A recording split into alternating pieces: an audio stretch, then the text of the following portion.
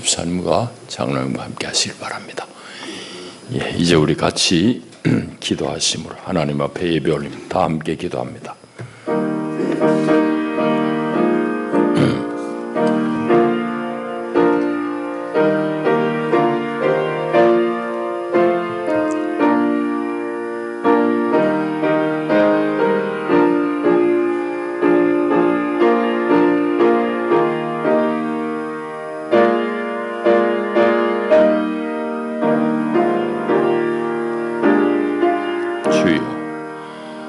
온 땅이여 여호와께 즐거운 찬송을 부를지어다.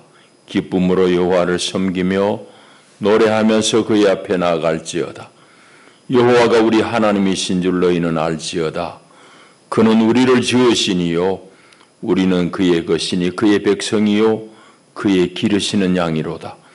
감사함으로 그의 문에 들어가며 찬송함으로 그의 궁정에 들어가서 그에게 감사하며 그의 이름을 송축할지어다. 아멘. 하나님은 영이시니 예배하는 자가 영과 진리로 예배할지니라. 아멘.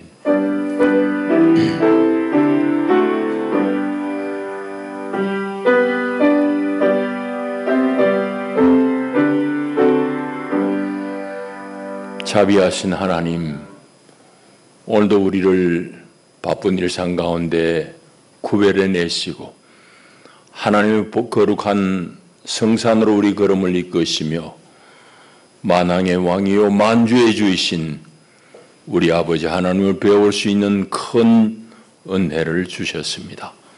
온 마음으로 주를 기뻐하며 주께 경배하나이다. 주님, 우리 예배를 기쁘게 받으시며 예배하는 주의 백성들 가운데 오늘도 하늘의 신령한 은혜로 더딥혀 주시옵소서. 주 예수 이름으로 기원하옵나이다. 아멘. 우리 일어나셔서 10장 찬송 올립니다.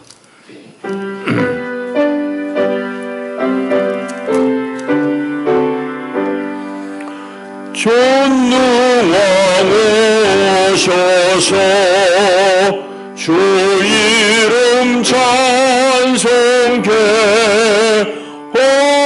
하옵소서. 영광과 권능의 성부여셔서 우리를 도와주옵소서.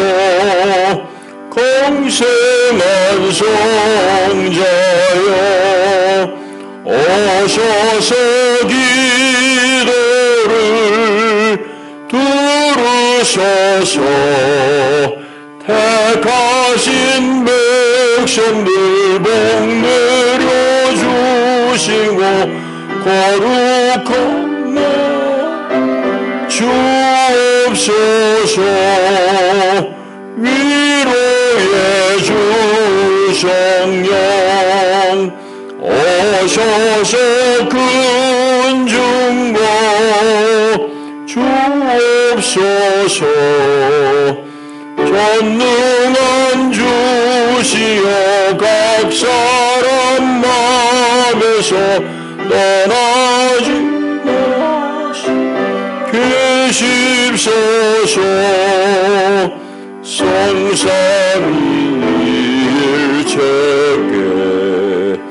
한없는 찬송을 드립니다. 존귀한 주님을 영광 중배없고 영원히 모시게 하옵소서.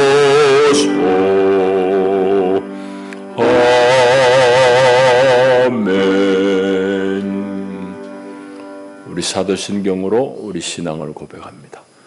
나는 전능하신 아버지 하나님 천지의 창조주를 믿습니다. 나는 그의 유일하신 아들 우리 주 예수 그리스도를 믿습니다. 그는 성령으로 잉태되어 동정녀 마리아에게서 나시고 본디오 빌라도에게 고난을 받아 십자가에 못 박혀 죽으시고 장사된 지 사흘 만에 죽은 자 가운데서 다시 살아나셨으며 하늘에 오르시어 전능하신 아버지 하나님 우편에 앉아 계시다가 거기로부터 살아있는 자와 죽은 자를 심판하러 오십니다. 나는 성령을 믿으며 거룩한 공교회와 성도의 교제와 죄를 용서받는 것과 몸의 부활과 영생을 믿습니다. 아멘.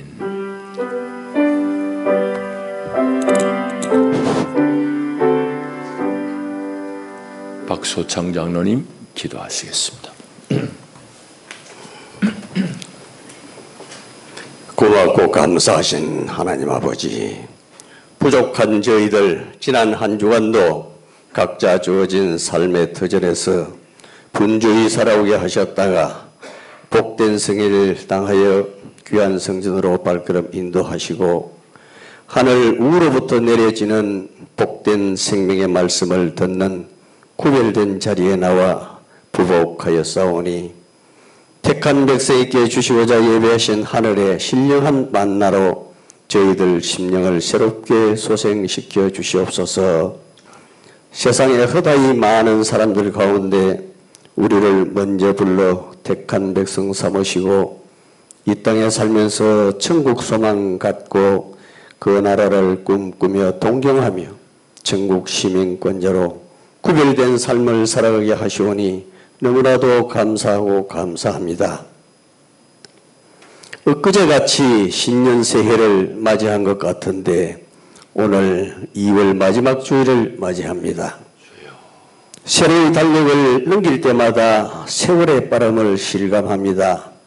오늘 2월 마지막 주일을 보내면서 내일 모레 3월 1일은 어리석게도 104주년 3.1절을 또 한 번 맞이합니다. 어리석게도 나라를 통째로 빼앗기고 우리 말도 우리 걸도 빼앗기고 우리나라 땅에서 일본 사람 종살이하며 살아야 했던 그 암울한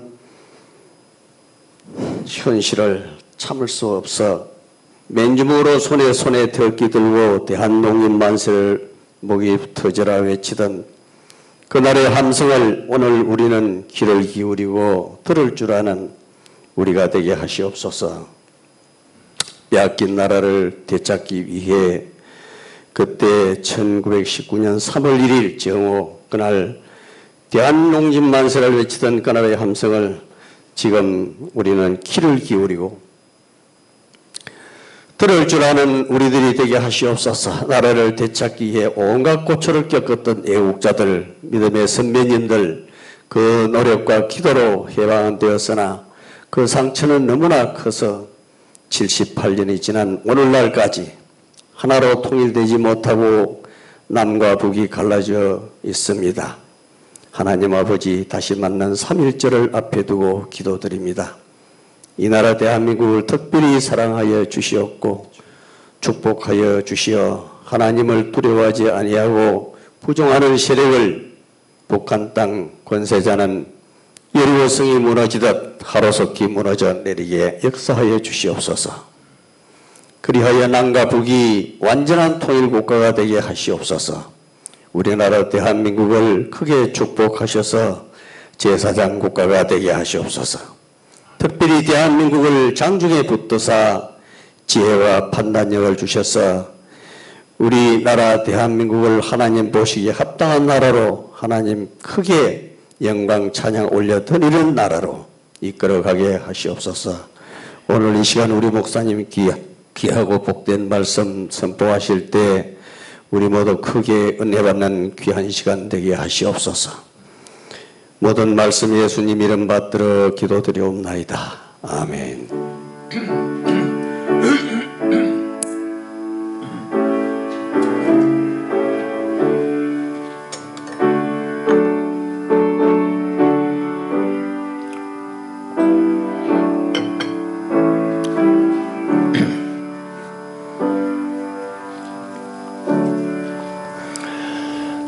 하나님 주시는 생명 양식은 구약 성경 이사야 58장의 말씀입니다.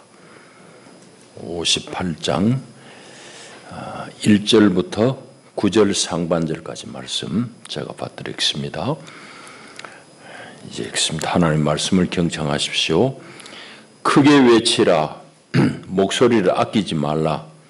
내 목소리를 나팔같이 높여 내 백성에게 그들의 허물을, 야고보의 집에 그들의 죄를 알리라. 그들이 날마다 나를 찾아 나의 길 알기를 즐거워함이 마치 공의를 행하여 그의 하나님의 규례를 저버리지 아니하는 나라 같아서 의로운 판단을 내게 구하며 하나님과 가까이 하기를 즐거워하는도다. 우리가 금식하되 어찌하여 주께서 보지 아니하시오며 우리가 마음을 괴롭게 하되 어찌하여 주께서 알아주지 아니하시나이까. 보라, 너희가 금식하는 날에 오락을 구하며 온갖 일을 시키는도다. 보라, 너희가 금식하면서 논쟁하며 다투며 악한 주먹으로 치는도다. 너희가 오늘 금식하는 것은 너희의 목소리를 상달하게 하려는 것이 아니니라. 이것이 어찌 내가 기뻐하는 금식이 되겠으며 이것이 어찌 사람이 자기의 마음을 괴롭게 하는 날이 되겠느냐. 그의 머리를 갈대같이 숙이고 굵은 배와 재를 펴는 것을 어찌 금식이라 하겠으며 여호와께 연락될 날이라 하겠느냐. 내가 기뻐하는 금식은 흉악의 결박을 풀어주며 멍에의 줄을 끌어주며 압제당하는 자를 자유하게 하며 모든 멍에를 꺾는 것이 아니겠느냐. 또 줄인 자에게 내 양식을 나누어 주며 뮤리하는 빈민을 집에 들이며 헐벗은 자를 보면 입히며 또 내 고륙을 피하여 스스로 숨지 아니하는 것이 아니겠느냐. 그리하면 내 빛이 새벽같이 비칠 것이며 내 치유가 급속할 것이며 내 공의가 내 앞에 행하고 여호와의 영광이 내 뒤에 호위하리니 내가 부를 때에는 나 여호와가 응답하겠고 내가 부르짖을 때에는 내가 여기 있다 하리라. 아멘. 기도하십시다. 자비하신 주여, 감사합니다. 오늘도 우리를 주의 복된 말씀의 떡상 앞에 앉으시니 감사합니다. 주님만이 주실 수 있는 하늘의 양식 주님 친히 우리에게 먹이시옵소서. 우리 양식 먹지 아니하고는 세상에서 하나님의 사람으로 살아낼 재간이 없습니다. 하나님, 온전히 주님만을 집중합니다. 친히 먹여주시옵소서. 예수님 이름으로 기도하옵나이다. 아멘. 오늘 금식 그 참뜻이라는 제목의 말씀을 같이 교통하려고 합니다. 특별히 이제 금식과 관련되어서는 이사야 본문을 많이 인용하기도 하고 한국 교회는 이 58장을 잘못 읽은 사람들이 꽤 있어요. 그래서 그걸 완전히 난독증에 걸린 것 같이 58장을 잘못 읽어가지고 여러분 중에도 아마 잘못 배운 사람이 꽤 많을 겁니다.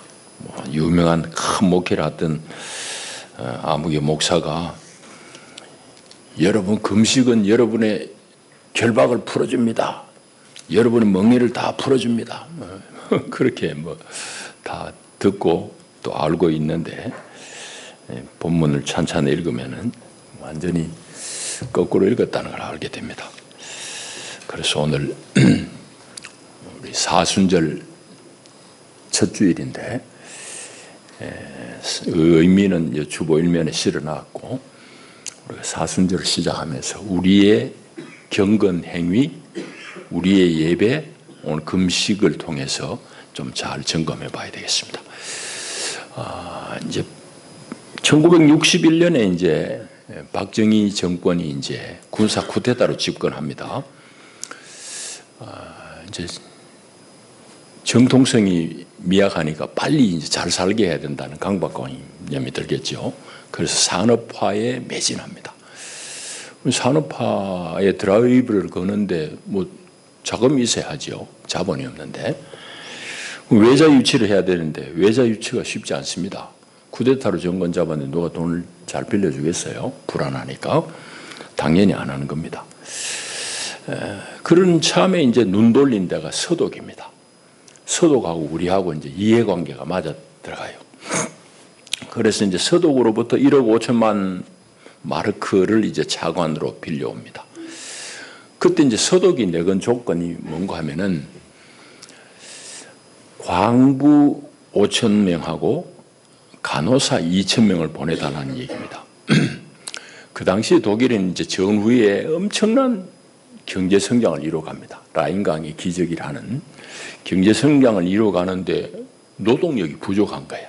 사람이 부족하지. 전후에 다 죽고 이 사람들이 부족하잖아. 그런데 산업은 막 발전을 시켜야 되니까 독일 정부가 고민하다가 외국에서 이제 노동력을 많이 이제 수입을 합니다. 그거하고 이제 우리하고 맞아 들어간 거예요. 그래서 우리 광부 간호사 그때 많이 갔습니다. 이제 지금 현재 우리 한국의 가장 큰 과제, 국가적인 과제가 여러분이 뭐라고 생각합니까? 제가 보기에는 둘입니다. 하나는 분단 상황입니다. 남과 북이 아직도 나누어져 있고 정권이 바뀔 때마다 분위기가 확 바뀌면서 갈등 관계에 있는 것. 또 하나는 이제 우리 사회의 양극화 현상입니다. 이 둘을 지금 오늘 얘기할 건 아니에요. 이제 분단 상황이 우리에게 가져오는 제일 큰 문제는 뭔가 하면은 국민들은 몰라요. 그러나 볼 줄 아는 사람 눈에는 보여요. 뭔가 하면은 국민들 전체로 하여금 사상적인 소아 증상을 보이게 만듭니다. 사상에 있어서는 어린아 애기 수준을 못 벗어나요. 그런 예를 들자면 한도 없습니다. 지금 여러분들 여당의 지금 대표 선거 앞두고 지금 선거운동하고 있잖아요. 정말 코미디 같은 일이 벌어지잖아요. 자기들끼리 제가 보기에는 그 정당은 보수당도 아니에요. 우리나라는 엄밀히 얘기하면 보수양당입니다. 민주당도 보수당이 다 보수당인데 그 당은 이제 더 수구적인 그런 보수당입니다. 그 자기들끼리 대표 뽑으려고 선거 유세하면서 상대를 향해 가지고 빨갱이 좌파 이런 소리를 합니다. 코미디가 따로 없습니다. 그러고 앉았어요. 자기들 안에서 상대를 향해 가지고 빨갱이라고 또 깎아내리는 겁니다. 이와 같이 토론을 정상적으로 못해. 토론하다 불리할 것 같은 빨갱이 소리하고 좌파 소리하고 그래가지고 토론을 종결시켜버려. 그런 아주 사상적인 이 소화 상태를 벗어나지 못하는 국가적으로도 마찬가지입니다. 이 얘기하다가 빨갱이 그러면 끝입니다. 더 이 얘기 진전이 안 되는 거예요. 얼마나 국가적인 손해인지 모릅니다. 풍성한 사상적인 그 풍성함이 이쪽에도 저쪽에도 다 있는데 못 누리는 거예요. 자, 그런 문제. 또 하나는 이제 사회 양극화라 했습니다. 그게 이제 여러 가지 폐해가 많이 나오는데 지금 제일 이제 극단적인 폐해는 뭔가 하면 저출산입니다. 애기 안 낳는 거잖아요. 왜 안 낳느냐? 옛날에 다 못 살고 할 때는 그냥 그렇게 어렵게 부부 생활, 결혼 생활 시작해요. 지금은 너무 계층이 갈라지니까 여유 있는 집에서는 집 하나 전세라도 내주고 집 사주고 하니까 결혼을 하는데 그거 안 되는 사람은 못 하는 겁니다. 집값이 너무 비싸고 하니까. 이런 양극화 현상을 극복을 못 하니까 지금 저출산 고령 사회로 맞았습니다. 이건 국가의 근간을 위협하는 아주 심각한 문제입니다. 이제 이게 어디서 시작됐느냐? 결국은 이제 경제 발전 관계 시작됐는데 우리 지금 저출산 이런 현상은 62년에 박정희 정부가 이제 산하 제한 정책을 아주 강력하게 이제 시동을 겁니다. 그게 박정희 죽고 나서도 89년까지 한 10년 뒤까지 연장이 됩니다. 그러니까 28년 동안 지속된 정책이 바로 산하 제한 정책이에요. 여러분, 저는 이 부분이 지금도 저에게는 질문이에요. 무슨 질문이냐? 박정희가 서독에 갔잖아. 서독하고 좋은 관계 맺어가지고 차관을 빌려가지고 경제 발전의 기반을 닦는데 서독의 현실을 자기가 다 목도했어요. 그런데 독일이 우리나라로부터 노동력을 유입하려고 한 이유는 거기 인구가 부족하기 때문에 노동력이 부족하기 때문에 그걸 자기가 다 봤는데도 불구하고 자기 정권 이어지는 동안 심지어 그 10년 뒤에까지도 산하 제한 정책에 목숨을 건 이유가 뭘까? 저는 이해가 안 돼요. 제가 내린 결론은 둘 중에 하나든지 둘 다든지입니다. 박정희가 참 똑똑했지만은 멀리 못 본 것, 단견, 10년, 20년 뒤를 못 본 겁니다. 그렇게 볼 수도 있고 또 한 가지는 두 번째 여기가 더 가능성이 저는 높다고 봐요. 뭔가 하면은 정치인의 늘 한계는 뭡니까? 임기가 제한되어 있잖아. 4년, 8년 제한되어 있습니다. 이 안에 뭔가 업적을 이뤄내야 됩니다. 자기가 뭐 평생 독재할 생각은 그때는 안 했겠지. 그러니까 업적, 자기가 하는 이 한 10년 동안에 두 번 되더라도 10년 뭐 군사정부도 있었으니까 이 동안에 뭔가 하여튼 업적을 성과를 내야 돼요. 이 조급함이에요. 성과를 내려고 그러면 어떻게 해야 돼요? 인구가 많으면 어떻게 먹이 살릴 인구가 많으면 안 되잖아. 그러니까 사람 수를 줄이려고 하지 않았을까? 그거는 뭐 어디 문서에도 없어요. 제 추측입니다. 근데 그게 상당히 맞을 것 같아요. 그런데 박정희 자기도 독일 가서 선진국이 이미 봤듯이 급격하게 산하 제한 정책을 쓰지 않아도 모든 나라 현상이 동일합니다. 소득이 증가할수록 애를 적게 낳아요. 자연적으로 인구가 조절이 될 텐데도 불구하고 왜 그렇게 인위적으로 억지로 애를 못 낳게 했을까? 그건 저는 아직도 퀘스천이. 왜 그지 그랬을까? 너무너무 아쉬운 거예요. 그래서 저는 그 두 가지를 생각해 보는 겁니다. 자, 이렇게 사람은 늘 조급해가지고 일을 거르치기도 하고 자기 중심적으로 뭘 판단하다 보니까 나중에 돌이킬 수 없는 큰 과오를 범하기도 하고 그게 인간들입니다.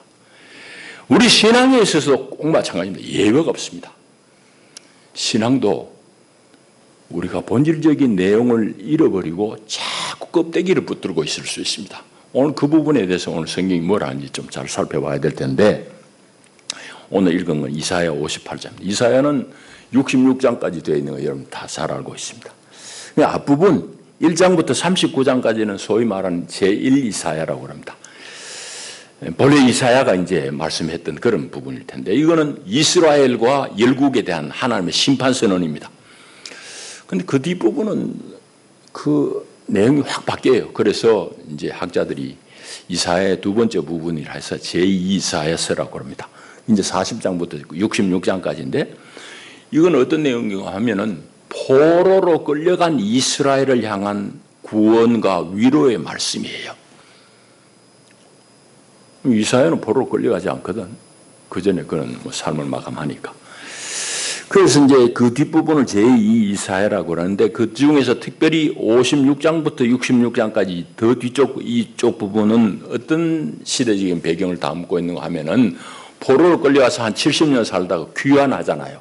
돌아와요. 고레스가 또 해방을 시키니까 돌아가도 좋다고 그러니까. 그래서 포로 생활을 마감하고 귀환한 뒤에 어수선한 사회 상황이 반영된 것이 56장부터 쭉 끝장까지입니다. 오늘 우리는 58장 읽었으니까 당연히 그 포로에서 돌아온 다음에 이스라엘 상황이 반영되어진 그런 본문입니다. 그런 내용을 알고, 배경을 알고 읽어야 돼요. 포로로 돌아온 그 시점에서 538년에 이제 고레스가 해방령을 내리거든요. 그 뒤에 돌아온 사람들이 고토에 자기 본향에 돌아왔을 때의 이스라엘의 그 공고함, 어려운 형편들을 우리 좀 여러 방면을 살펴봐야 되는데 일단은 정치적으로는 아직까지도 페르시아의 그 속국입니다. 바사 제국이 통치할 때니까 바사의 변방에 있는 속국이고 사회적으로는 어떨까? 대단히 갈등 사회입니다. 오늘 우리 이상의 갈등 사회. 왜 그렇습니까? 그건 충분히 우리가 상상할 수 있잖아요. 성경에 보면 그런 내용이 또 나와요. 포로로 끌려갈 때는 우수한 인재들이 주로 끌려갑니다. 그럼 그 사람들이 갔다 돌아와요. 고토에 남아있던 일반 평민들이 많았습니다. 거기서 계속 주저앉아 눌러 있었던 사람하고 포로로 끌려갔다 70년, 80년 있다 온 사람들 자기 땅이 어디 있노? 다 없어져. 지금같이 뭐 지적부나 제대로 있을 때냐? 뭐 아니잖아요. 그러니까 갈등이 많지. 내 옛날 땅 어디 갔노? 이미 다른 사람 다 들어와 살고 있는데 어떻게 하겠어요? 그러니까 갈등이 많을 수밖에 없습니다. 그리고 사마리아인 북쪽 이스라엘 사람들이 이미 아수르의 정책에 의해 가지고 그 전부터 혼혈이 되었어요.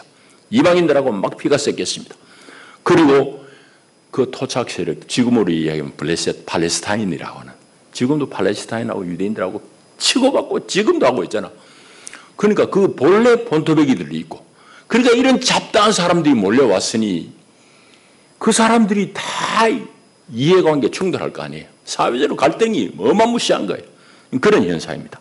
자, 세 번째 경제적인 측면을 한번 살펴봐야 되는데, 돌아온 사람들이 뭐가 있어요? 우리 옛날에 일본에 있다가 돌아온 사람들은 돈이나 가지고 왔지. 옛날에 화폐 이런 게 발달하지 않았을 때인데, 바벨론에 포로 생활 70년, 80년 하고 온 사람들이 뭐 가져왔다 칩시다. 근데 여기 오는 땅이 없어. 이 사람들이 경제적으로 대단히 빈곤하고 그럴 텐데, 와서는 우선 성벽을 재건해야 돼요. 무너졌으니까. 성전도 재건해야 돼요. 이런데 자기들 힘을 다 쏟아붓잖아요. 그럼 경제적으로도 지금 피폐해 있어, 백성들이. 자, 그런 어려움이 있어. 그럼 신앙이 어떻게 될 건가? 신앙적으로도 피폐한 것은 역시 마찬가지입니다. 뭐 이런 게 다 맞물려 돌아가거든요. 그 귀환한 후에 사람들이 먹고 살기 바쁘니까 성전이 허물어져 있는데 성전 재건할 생각을 안 하거든. 그 스가랴 학계 선지자가 막 혼을 내잖아. 너희들이 어떻게 집을 잘 짓고 판백한 집에 살면서 하나님의 집을 이렇게 폐허로 놔두느냐 이놈들아. 막 그러니까 사람들이 거기서 분발해가지고 어렵게 이렇게 십시일반 이래가지고 성전을 재건했어요. 그때의 스가랴 학계서를 가만히 읽어보면은 너희들이 아무리 애써도 농사 됐느냐 봐라. 안 된다. 하나님 집 저래 팽개치고 여호와의 집을 먼저 지어라. 그래가지고 지었는데 뭐 삶의 형편이 확 달라지는 그것도 아닌 것 같아. 사람들이 보기에. 그러니까 신앙이 이제 식어가는 겁니다. 성전 지으면 다 잘 될 줄 알았는데 그 기대도 자기들 기대한 만큼만 충족이 안 되니까 신앙적인 열심히 식어가는 상황이에요. 오늘 58장 그런 배경 속에서 쓰여진 글입니다. 그러니까 이즈음의 이스라엘 사람들의 신앙은 형식적일 수밖에 없어요. 형식화되는 그런 위기 상황이에요. 그런 위기 상황에서 하나님은 58장에 예언자를 향해 가지고 이 백성들을 향해서 나팔을 불어라, 목소리를 크게 내 가지고 죄를 알리고 그들의 허물을 일깨워줘라. 그런 말씀이 오늘 우리가 읽은 내용이에요. 자, 그리고 이제 그 예언의 말씀 중심에는 하나님 앞에 금식을 하는데 금식이 너희들 하는 금식이 도대체 하나님이 받으실 만한 금식이 아니다. 참된 금식은 이런 것이다 라고 하는 것이 오늘 우리가 읽은 내용입니다. 자, 그리고 그렇게 우리가 참 하나님 앞에 금식의 정신을 제대로 회복하고 금식하고 그럴 때에 하나님의 축복이 이렇게 이런 모양으로 나타날 것이다 라는 언약이 오늘 우리가 읽은 내용이에요. 자, 본문은 전체적으로 그렇게 읽어지고 오늘 이제 구체적으로 조금 좀 살펴봅니다. 금식이 뭐냐 일단은. 금식은 이스라엘 역사 가운데 전통 가운데 죄를 통회한다든지 아니면 국가적인 위기 앞에서 하나님 앞에 전심으로 이제 통회하고 자비를 구하기 위해서 하는 이 신앙 행위예요. 밥을 끊어버리는 거니까. 그러니까 다른 건 모든 걸 중단하고 오직 야훼 하나님만을 기대하며 드리는 기도예요. 심지어 먹는 것까지. 사람이 제일 기본적인 욕구 먹는 거잖아. 안 먹으면 죽는데 목숨 걸고 하나님만 의지하는 그런 기도. 그게 금식이에요. 그런데 이것이 이제 이스라엘이 나라가 망하고 난 다음에 페르시아에 의해 가지고 바벨론에 의해 가지고 나라가 망하고 난 다음에는 어떻게 되어버린가 하면은 금식하는 날을 민족적으로 정해버려요. 우리는 여기 이제 이방의 노예가 되었으니 하나님 앞에 날을 정하고 금식하자 해가지고 규칙적으로 금식을 했어요. 그 금식한 날이 정착, 규칙적으로 정해져 버려요. 그러면은 사람들이 대부분 다 금식에 참여하니까 좋은 결과도 있지만은 이게 오래되다 보면 어떤 현상이 일어나는가 하면은 그게 의뢰하는 형식에 머물러져 버려요. 그리고 진심으로 금식하고자 하는 마음들이 약해져 버리는 거지. 형식만 남게 되는 겁니다. 그래서 이제 오늘 읽어보면 알겠지만은 금식하면 하나님이 반드시 들어준다는 그런 기대에 차 있어요. 이 사람들이 그런 기대를 합니다. 이런 형식이 남아 있었어요. 자, 그런 형편에서 하나님은 이사야를 향해 가지고 크게 외치라, 목소리를 아끼지 말아라, 내 목소리를 나팔같이 높여가지고 내 백성에게 그들의 허물을, 야곱의 집에 그들의 죄를 알려라, 그런 말이에요. 여기 허물로 번역된 말은 히브리 말이 반역이라는 말이에요. 반역, 회사, 반역, 하나님 앞에 반역하는 것, 그들의 죄를 들춰내고 알려라 이 말입니다. 그래서 2절에 보면은 이 백성들이 지금 하나님께 반역과 죄를 일삼으면서도 겉으로는, 외형적으로는 하나님을 찾아 하나님을 알기를 열심히 하고 마치 공의와 정의를 행하는 것 같이 외형적으로는 그렇게 하는 모습을 고발합니다. 그들이 날마다 나를 찾아 나의 길 알기를 즐거워하며 마치 공의를 행하여 그의 하나님의 규례를 저버리지 아니하는 나라 같아서 의로운 판단을 내게 구하며 하나님과 가까이 하기를 즐거워하는도다. 외형적으로 일단 그래요. 그러면서 겉모습은 그러지만 이 사람들이 실제로 금식하는 그 형식적인 면을 뒤에 이제 꾸짖습니다. 그게 이제 쭉 나오는데 좀 찬찬히 읽어보십시다. 3절 앞에 보면은 우리가 금식하되, 이스라엘 사람들 말입니다. 우리가 금식하되 어찌하여 주께서 안 봅니까? 우리가 마음을 괴롭게 하되 어찌하여 주께서 안 알아줍니까? 그래 하나님 앞에 항변하는 거예요. 금식 하나님 앞에 보라고 금식했다는 얘기지. 하나님 안 알아준다고 막 불평하는 거예요. 좀 유치한 얘기입니다, 사실은. 그렇게 하나님 앞에 막 항의에 때를 쓰는 거예요. 금식하는데 왜 안 보느냐는 거지. 금식하는데 왜 안 알아주는 거냐는 거지. 자, 그런 마음을 지금 지적하고, 또 그 3절 하반절을 보게 되면은 이건 조금 번역의 문제도 있어요. 이제 보라, 너희가 금식하는 날에 오락을 구하며 온갖 일을 시키는도다 했습니다. 이 부분을 일단 살펴봐야 돼요. 여기 이제 오락을 구한다 이 말의 번역이 조금 부족해요. 이 말을 원문을 잘 읽어보면은 오락이라는 말은 기쁨이라는 말입니다. 기쁨. 말하자면 금식하는 것을 자기의 기쁨인 양, 기쁨이 되는 양 그렇게 금식하는 겁니다. 말하자면 금식이라는 것은 정말 하나님 앞에 통회하고 탄식하는 그런 표현이 아니고 좀 종교적인 기쁨이 되어버린 금식. 어떤 점에서 그럴까요? 남에게 보라고. 너는 금식 안 하지. 나는 이렇게 정해진 날 금식하는데. 자기를 자랑하듯이 하는 금식이란 말입니다. 영어가 잘 번역이 됐어요. 금식의 날에 네 기쁜 대로 하는구나. You do as you please라고 그렇게 번역해놨어요. 그게 이제 좀 번역이 잘 된. 우리 글로는 하여튼 번역이 좀 어려워서 그런지 몰라도 오락을 구한다 이래 해놨어요. 그게 아닙니다. 막 놀면서 금식한다 그 말이 아니에요. 금식을 은근히 즐기며 하는구나. 남에게 보란 듯이. 뭐 그런 의미예요. 자, 그 다음에 말이 또 재밌습니다. 그거는 우리가 번역이 좀 미흡하니까 각주를 달아놨으니까 각주 읽어보면 또 잘 이해할 수 있어요. 그래서 오락을 구하며라는 건 그런 내용이라는 거 얘기했고 온갖 일을 시키는 도 되잖아요. 그 밑에 1번 각주 보면 너희 역군을, 너희 일꾼을, 너희 머슴을 압제하는 도다 이 말입니다. 다시 말하자면은 자기는 종교적인 우월감을 가지고 즐기면서 금식하면서 정작 자기 밑에 있는 노동자들에게는 온갖 일을 시키면서 압제하는 걸 말해요. 그런 현상을 참된 금식이라 할 수 있겠느냐 이 말입니다. 자, 그 다음 또 나옵니다. 이건 지금 우리도 겪고 있는 일이에요. 법을 아는 법기술자들이 법 가지고 장난치고 남을 억압하는 거예요. 여기도 보면은 4절에 보라 너희가 금식하면서, 금식은 일상이라 했잖아요. 금식하면서 논쟁하며 다투며 악한 주먹으로 치는도다. 여기도 이제 번역이 좀 미흡함이 있습니다. 논쟁한다는 말이 히브리 말은 뭔고 하면은 법적인 다툼을 말합니다. 법적 소송을 말해요. 리브라는 말이. 그러니까 3절, 4절 가만히 읽어보면 이 금식하는 사람이 사회적으로 경제적으로 여유 있는 사람이에요? 아니면 남의 막노동하는 사람이에요?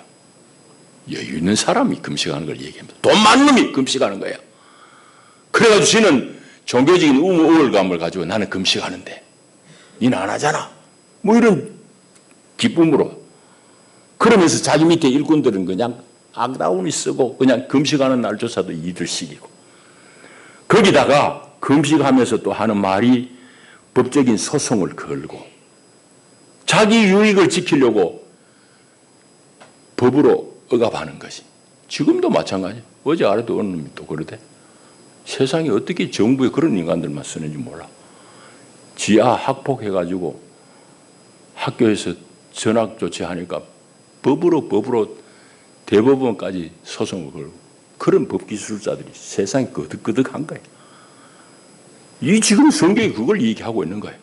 보라 너희가 금식하면서 법적인 소송을 하며 다투며 악한 주먹으로 치는도다. 그 얘기를 하고 있는 거예요. 그래서 그게 도대체 하나님 앞에 상달되는 금식이 되겠느냐는 얘기를 하고 있어요. 자, 그러면서 5절도 마찬가지. 형식만 갖춘다고 그게 금식이 되겠느냐?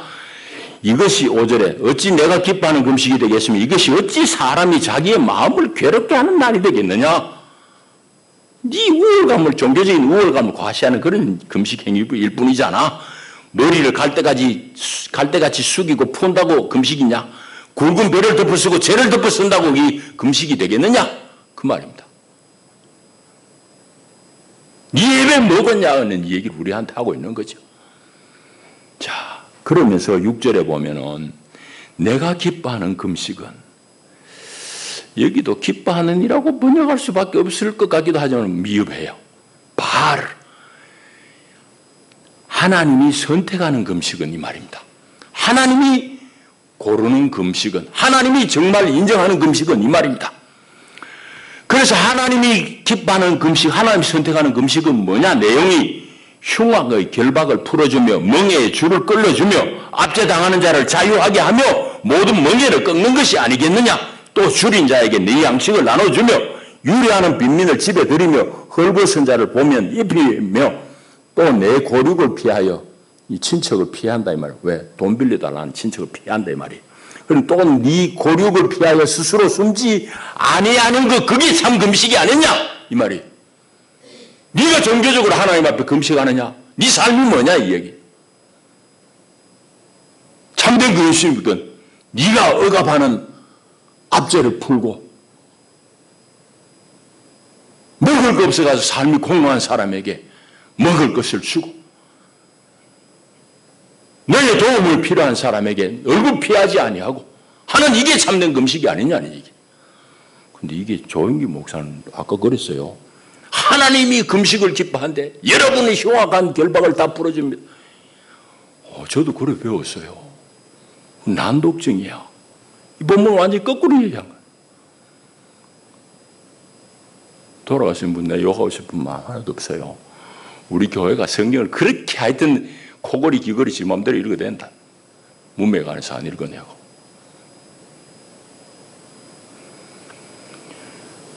자, 그래서 이 본문을 가만히 읽어보게 되면은 아까 얘기했듯이 그 당시의 사회 상황이 고스란히 다 담겨져 있어요. 포로기 이후에 귀환한 사람들하고 이미 거기 남아있던 사람들하고 갈등이 있잖아요. 어렵고 갈등이 있으면은 공동체 정신이 와해되죠. 우리는 하나라는 그런 의식이 약해집니다. 지 살기 바쁘니까. 그 공동체 정신이 해체되어가지고 사회적인 연대가 무너진 현실이 고스란히 반영되어 있는 본문이에요. 그러면서 하나님이 기뻐하시는 참된 금식은 이거다 이 말입니다. 그래서 6절부터 하나님이 선택하는 금식은 이렇게 너희 옆에 어려운 사람 돕고 멍에의 줄을 끌어주고 결박 가운데 있는 사람들을 풀어주고 굶주린 사람에게 먹을 것 주고 헐벗은 사람을 입히고 그렇게 하는 금식이 참 금식이 아니냐. 그런 금식이 할 때에 8절에 하나님의 언약이 나옵니다. 그리하면 내 빛이 새벽같이 비칠 것이며 내 치유가 급속할 것이며 내 공의가 내 앞에서 행하고 여호와의 영광이 내 뒤에 호위하리니. 이건 여러분 8절 어떻게 읽혀져요? 이 정확하게 너희들이 갈등하는 이 사회가 급속하게 회복될 것이다 하는 그런 약속이잖아. 사회적인 갈등 속에 있는데 너희들의 갈등이 이렇게 참된 금식을 하고 서로를 보듬어 줄 때 너희들 지금 싸움 박질하고 머리 터지고 소송하고 하는 이런 너희들 사회가 급속하게 치유될 것이야. 하나님 그리 약속하는 겁니다. 그뿐만 아닙니다. 9절은 아주 개별적인 그런 약속이에요. 네가 부를 때 나 여호와가 응답하겠고 네가 부르짖을 때는 내가 여기 있다. 예, 내가 여기 있어. 하나님 그래 말하겠단 말이죠. 하나님과 이스라엘 백성들 간의 친밀함을 약속하는 겁니다. 여러분, 성경은 이런 책이에요. 얼마나 성경이 위대한지 몰라요. 제가 뭐 다른 경전을 그렇게 깊이 연구는 안 했지만은 비교할 수 없어요. 그 지난주일 설교를 여러분 들으면 기억할 겁니다. 종교는 가장 어떤된 가르침이라는 게 종교잖아. 아랍권에 여자들 운전 못하다 이제 운전시킨다고 했잖아요. 인도 여자들 버스간에 성폭행하고 죽이도 거뜬하게 지나가는 사회. 그 종교, 그 문화가 그런 거예요. 오늘 우리가 누리는 이런 모든 민주적인 향유는 다 기독교 국가에서 나온 거예요. 그 경전이 다른 것이기 때문이지. 오늘 교회가 그거 안 읽어내는 겁니다. 자, 이제 말씀 맺겠습니다. 오늘 사순절 첫째 주일입니다. 사순절은 여기 썼듯이 참회와 금욕을 통해서 하나님 앞에 나의 영적인 순수함을 회복하는 절기예요. 오늘 첫 주일을 맞아가지고 내 신앙의 행위와 그 행위 안에 있는 내면의 진실함을 촉구하시는 주님의 말씀을 여러분들이 듣기를 바랍니다. 여러분, 예수 믿고 천당 가는 게 아니에요. 예수 믿고 목적이 천당 가면 지금 다 가지. 왜 안 가도록 하나님 놔뒀냐고. 이 불의한 세상을 하나님의 거룩한 말씀으로 바꾸도록 우리를 다 부르신 거예요. 우리 신앙이 결코 내용 없는 형식이 되어서 안 됩니다. 그리고 우리 신앙이 결단코 나만을 생각하는 그런 자기중심의 신앙에 머물러서는 하나님을 기뻐하는 거 아니에요. 하나님 기뻐하는 금식이 아니라고. 하나님이 선택하시는 종교행위 금식은 사회적인 억압을 해결하고 특별히 빈곤한 이웃에 대해서 실질적인 행동을 포함한다는 사실을 알아야 돼요. 교회가 왜 그따위 소리 안 하느냐? 목사가 배가 저불러서 안 하는 거지. 교회가 이미 배불러서 안 하는 거지. 오늘 우리는 어떤 신앙의 모습이냐? 오늘 우리 교회는 어떤 모습이냐는 얘기. 여러분, 장로 피득된 사람들 지금 읽고 있는 책이 하나님 나라입니다. 내가 뭐 좀 간간히 물어봐도 눈치가 이때까지 몰랐던 건 너무 참 몰랐던 새로 안다는 얘기인 것 같아. 그건 대단히 보수적인 신앙을 가진 박철수 목사가 쓴 책입니다. 안 가르치니까 모르는 거지. 교회 안에서. 그 책 어제 읽은 대목, 같이 공부한 대목 한 구절 읽고 마치겠습니다. 제임스 바라는 신학자는 근본주의 신학자예요. 그의 책 근본주의 신학. 근본주의 제가 우려를 많이 표시하잖아요. 이슬람 근본주의자들 폭력을 계속 행사. 기독교 안에도 근본주의가 있다 했는데 근본주의는 성서 그대로 읽고 그대로 믿는 사람들이에요. 제임스 바라는 신학자가 근본주의 신학이라는 자기 책에 어떤 글을 썼느냐? 성경을 보수적으로 보라. 그러면 당연히 급진적이 될 것이다 라고 썼어요. 성경을 성경대로만 읽어도 급진적이 돼. 왜? 이 세상이 하나님의 말씀하고 너무 거꾸로 가니까. 급진적이 될 수밖에 없다는 얘기. 오늘 사순절 우리의 금식이, 우리의 예배가 도대체 네 내용이 뭐냐? 그냥 종교적인 만족, 기쁨으로 오락을 구하듯이 금식을 하느냐? 하나님 전혀 관심도 없어요. 기도하십시다. 하나님 아버지,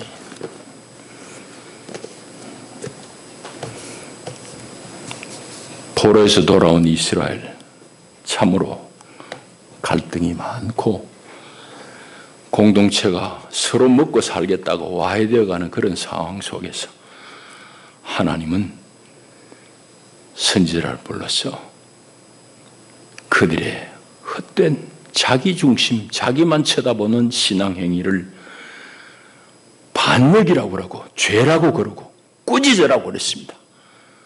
하나님, 우리가 꾸짖음 욕을 들어도 한참 들어야 됩니다. 이종부터 잘못 가르쳤고 교회가 잘못된 길을 걸어서 오늘 우리 사회가 이 모양입니다. 아버지, 교회가 하는 짓마다 엉터리 같은 짓들을 합니다. 아버지, 불쌍히 여겨 주시옵소서. 하나님이 선택하시는 금식이 무엇인지 이제 알았으니 우리가 어찌 우리 주변을 신경 안 쓰고 내 혼자 잘 먹고 잘 사는 게 그게 예수 믿는 일입니까? 아버지, 다만 불쌍히 여기시고 하나님의 마음을 깨우쳐 주시옵소서. 예수님 이름으로 기도합니다. 아멘. 539장 찬송하면서 예물 봉헌합니다.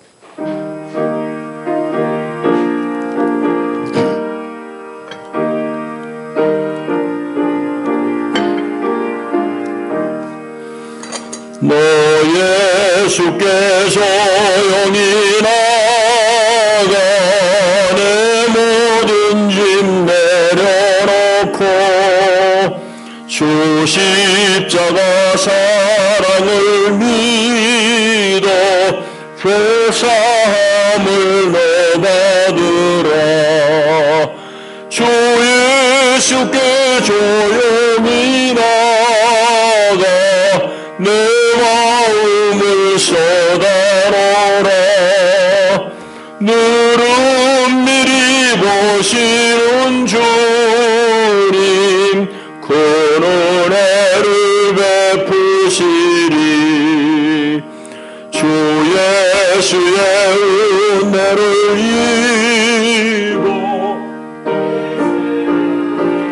없어지리. 내 이웃을 사랑하여 너 받은 것 거저주라. 주 예수께 조용히 나가 내 마음을 쏟아놓으라. 눈은 미리 보시는 주님 그 은혜를 베푸시리. 너 주님과 사귀어 살면 새 생명이 넘치리라. 주 예수를 찾는 이 앞에 참 맑은 빛 비추어라.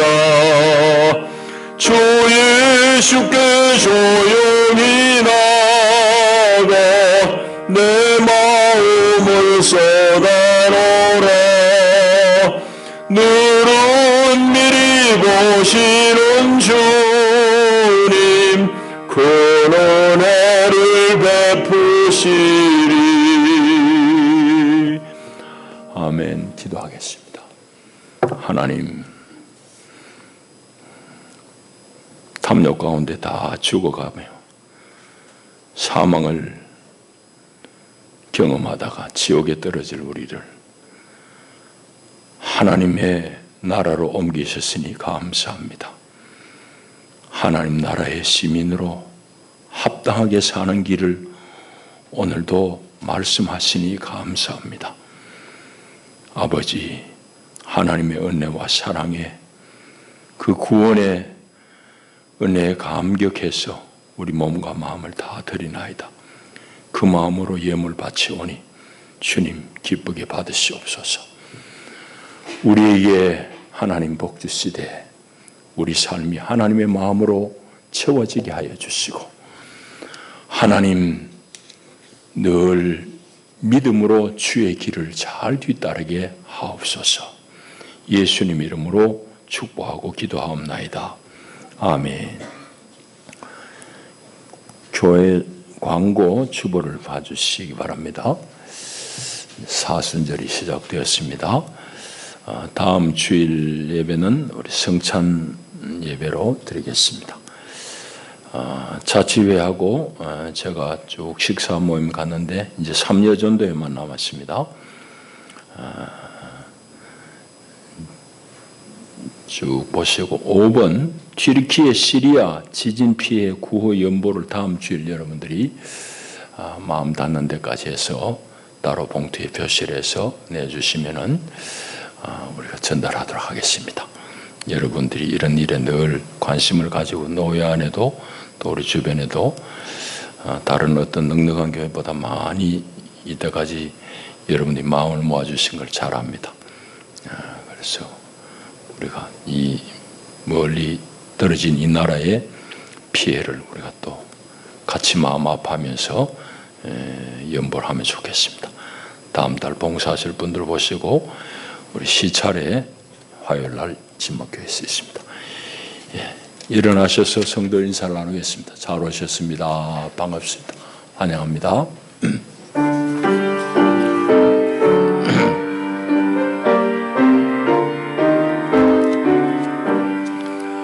뜻없이 무릎 꿇는 그 복종 아니여 운명의